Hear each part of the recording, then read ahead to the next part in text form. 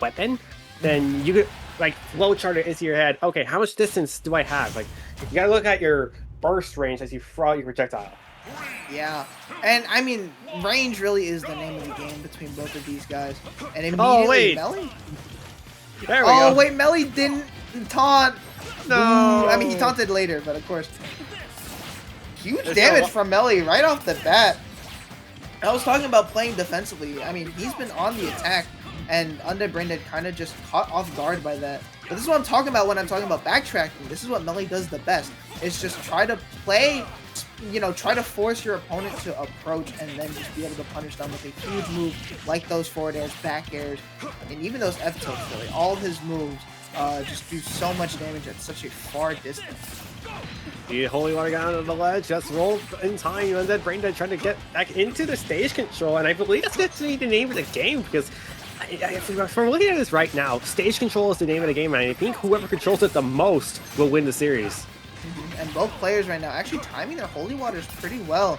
As you can see, they're both trying to look for that F tilt on ledge, or even that F smash. Up B out of shield is also going to be very helpful. Oh, well, not Right there, now, it's though. very dicey between both of these guys. Oh, that might be death. No, that forward air, that tether grab, gonna come in clutch for both of these guys, really. And that's what I'm talking about. When you have a character that can't really edge guard itself, it's gonna be difficult. But no matter what, you're gonna find that kill with that aerial. And that's what Meli does very, very well. Just being able to fish out for those aerials to do a lot of damage.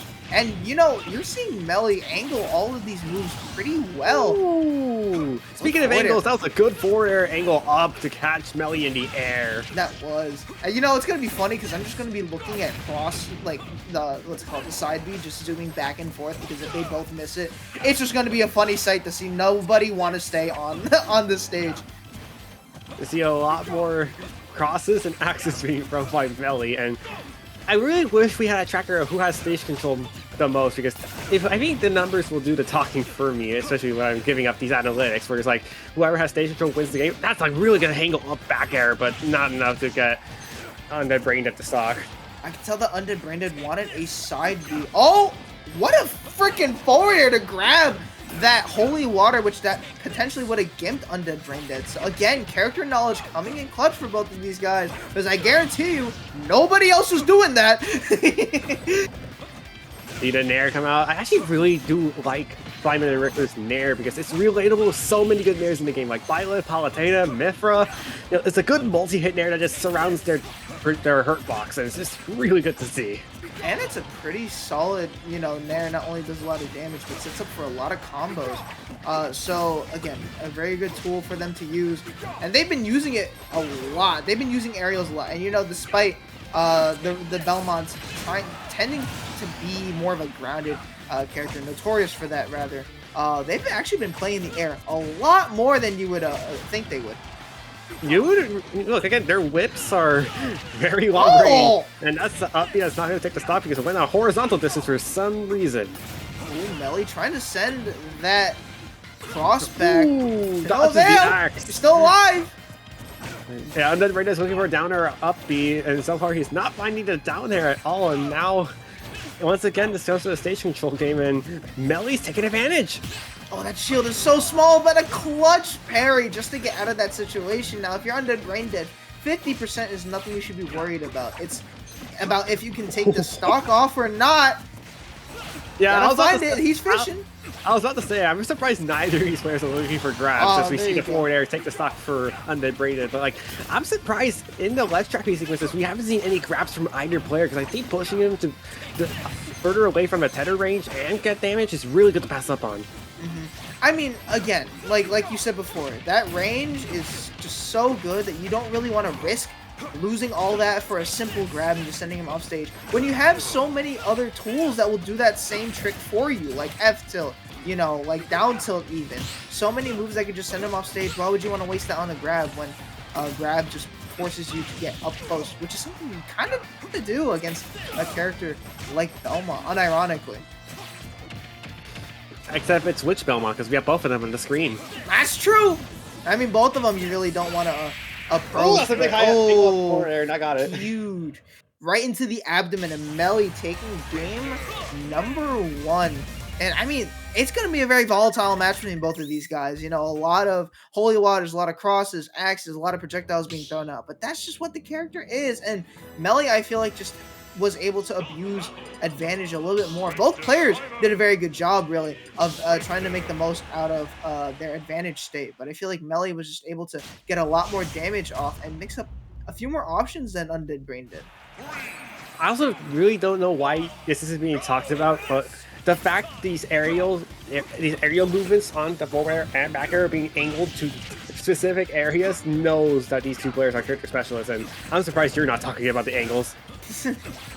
Before, man, I talked about how good Meli was at hitting those angled aerials, because it just does so much. Not only does it do so much, but it allows you to reach areas that you aren't really able to do like with the regular aerial. And so again, general character knowledge, knowing when your hitboxes are active, knowing where to hit those. The down tilt gonna come in clutch, looking for a forwarder, maybe no. I mean, he tried to go for it, but again, these guys are throwing out a lot of big hitboxes, and you know, that move, that aerial is deceptively fast from Belmont. It is, because a lot of forward airs and back airs are pretty quick. I mean, unless you're a heavier character or carry a heavy weapon, like the whip isn't. I wouldn't. Is a whip even that heavy? Well, it's not. It shouldn't be too heavy, but again, it's a move that is like that has very, very big range. So you're kind of expecting it to have a lot of end lag, but both these players making it seem like Belmont is like one of the quickest characters in the game, with just how well they are moving around with their character. And the F tilt, not gonna take the stock just yet. Oh my God, Meli! Yeah, that's what happens if you go for a grab in an uncontested place, and I think that's your words coming to fruition. You don't want to go for a grab right there. Exactly. I mean, the thing is, like, we were talking about how you don't want to go for grabs. Meli has been hitting a lot of his grabs and just sending Undead Braindead off stage a lot more than you know, Meli getting hit by a grab himself. Good recoveries once again. That's a forward smash.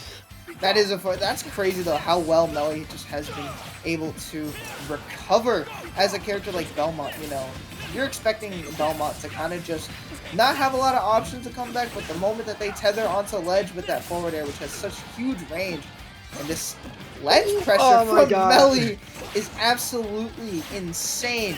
Not allowing Undead Braindead to get in at all, just choking him out fully.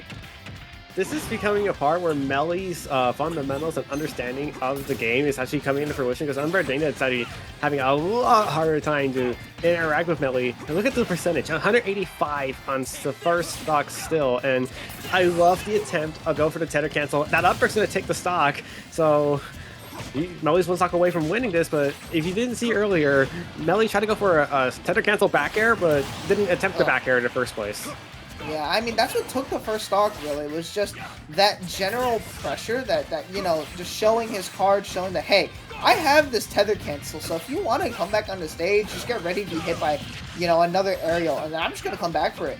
But that's the thing, you're talking about Meli's general fundamentals, and it's been showing very well, because you're seeing a lot of setups really come in play for Meli, and not so much for Undead Braindead. Again, ledge pressure is, you know, Undead Braindead is doing a good job, but it's allowing Meli a little bit too much space, a little bit too much leeway to get in. Catching that jump once again, Undead Braindead actually mounting quite the comeback. He is, but again, it's a lot to ask for if you're 2 stocks down. That down smash going to catch Undead Braindead on the up beam landing. That's a big one. There goes to the tether cancel. What a downer. Yeah. Tried to read that tether. He tried to read that tether and then go for a spike. Valiant effort, but sadly that did not happen. And that's kind of like one of the things where it's like going for that tether cancel is risky, because I think if you're too far away, the tether won't even input.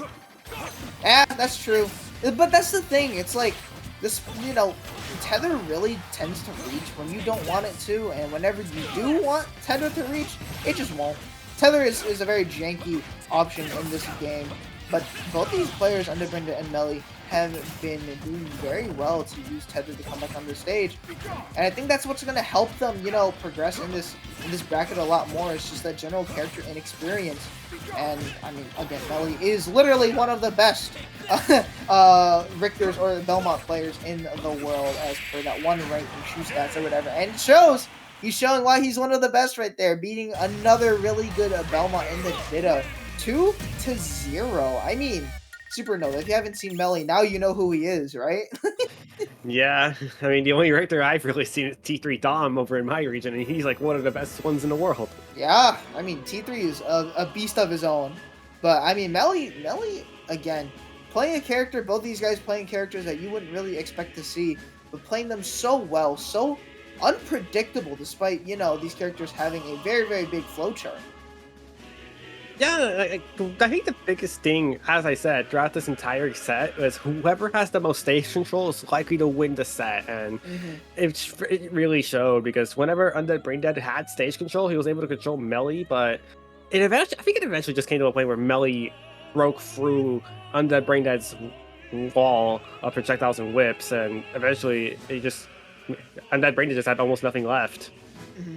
Again, that really does come down as well to just mental strength and the mental strain that this character really causes to your opponents because it's a lot of projectiles. You're going to have to focus on a lot of options that you can't really do at one time because, you know, it's very difficult to multitask in this game.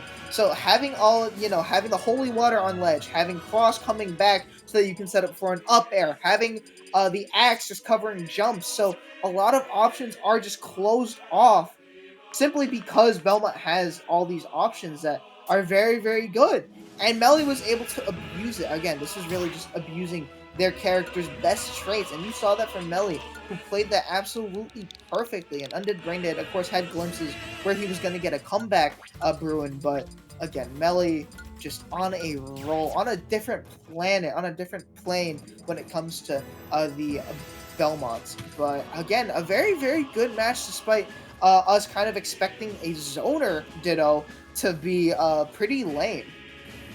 Yeah, but now that we're moving on from that set, we're gonna get an interesting next stream here on the stream here. We have Beast and Amic Bob coming up. Okay, so I mean, you talked about Amic Bob, seeing him last week. He has changed from Toon Link to Sonic. Of course, people know that, but his Sonic, I played it before. It's very solid, and just give him